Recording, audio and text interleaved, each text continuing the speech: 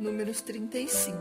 Nas campinas de Moabe, junto ao Jordão, na altura de Jericó, o Senhor disse a Moisés: ordene aos filhos de Israel que da herança da sua posse deem cidades aos levitas, em que possam morar, e também campos de pastagem ao redor das cidades.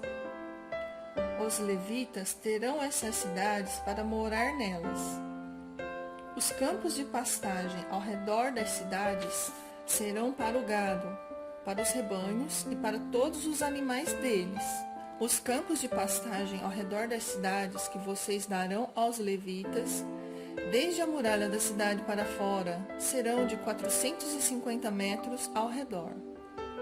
Fora da cidade do lado leste, vocês devem medir 900 metros.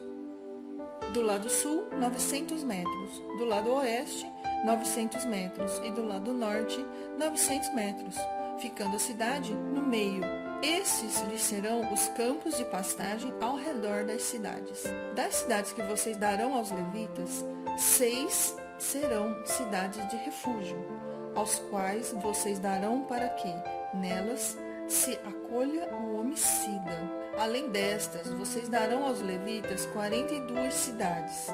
Todas as cidades que vocês darão aos levitas serão 48 cidades, juntamente com os campos de pastagem. As cidades que vocês darão aos levitas devem ser da herança dos filhos de Israel. Se a tribo for numerosa, dará muitas cidades. Se a tribo for pequena, dará poucas cidades. Cada tribo dará das suas cidades aos levitas, na proporção da herança que lhe couber. O Senhor disse ainda a Moisés: fale com os filhos de Israel e diga-lhes: quando passarem o Jordão para entrar na terra de Canaã, escolham para vocês algumas cidades que lhes sirvam de refúgio, para que nelas se acolha o homicida que matar alguém involuntariamente. Nessas cidades, o homicida poderá se refugiar do vingador do sangue, para que o homicida não morra antes de ser apresentado diante da congregação para julgamento.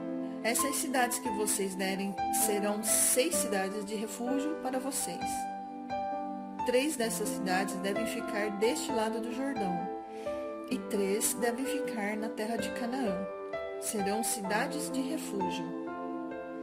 Essas 6 cidades serão de refúgio para os filhos de Israel e para o estrangeiro, e para o que se hospedar no meio deles, para que nelas se acolha aquele que matar alguém involuntariamente. Mas se alguém ferir uma pessoa com um instrumento de ferro e essa pessoa morrer, é homicida.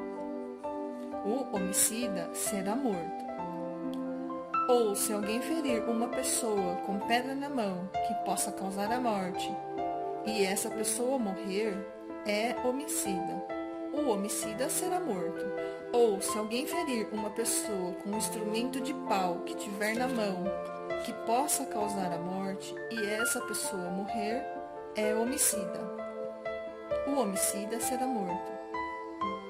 O vingador do sangue, ao encontrar o homicida, deverá matá-lo. Se alguém empurrar uma pessoa com ódio ou com má intenção lançar contra ela alguma coisa e essa pessoa morrer, ou por inimizade a ferir com a mão e essa pessoa vier a morrer, aquele que feriu essa pessoa será morto. É homicida.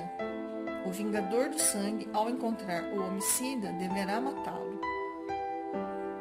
Porém, se alguém empurrar outra pessoa subitamente, sem inimizade, ou contra ela lançar algum instrumento, sem má intenção, ou sem vê-la, deixar cair sobre ela alguma pedra que possa causar-lhe a morte, e essa pessoa morrer, não sendo sua inimiga, nem tendo a intenção de causar-lhe mal, então a congregação julgará entre o matador e o vingador do sangue, segundo estas leis.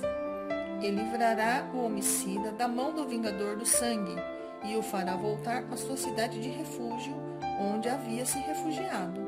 Ali ficará até a morte do sumo sacerdote, que foi ungido com o santo óleo. Porém, se em determinado momento o homicida sair dos limites da sua cidade de refúgio, onde tinha se refugiado, e o vingador do sangue o encontrar fora dos limites dela, se o vingador do sangue matar o homicida, não será culpado do sangue, pois deve ficar na sua cidade de refúgio até a morte do sumo sacerdote.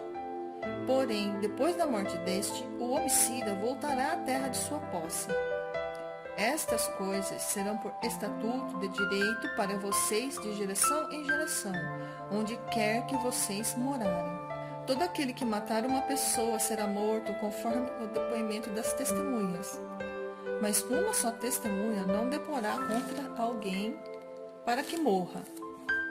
Não aceitem resgate pela vida do homicida que é culpado de morte. Ele deve ser morto. Também não aceitem resgate por aquele que se acolher a uma cidade de refúgio e quiser voltar para sua terra antes da morte do sumo sacerdote. Assim, não profanem a terra em que vocês estão, porque o sangue profana a terra. Nenhuma expiação se fará pela terra por causa do sangue que nela for derramado, a não ser com o sangue daquele que o derramou. Portanto, não contaminem a terra na qual vocês vivem, no meio da qual eu habito, pois eu, o Senhor, habito no meio dos filhos de Israel.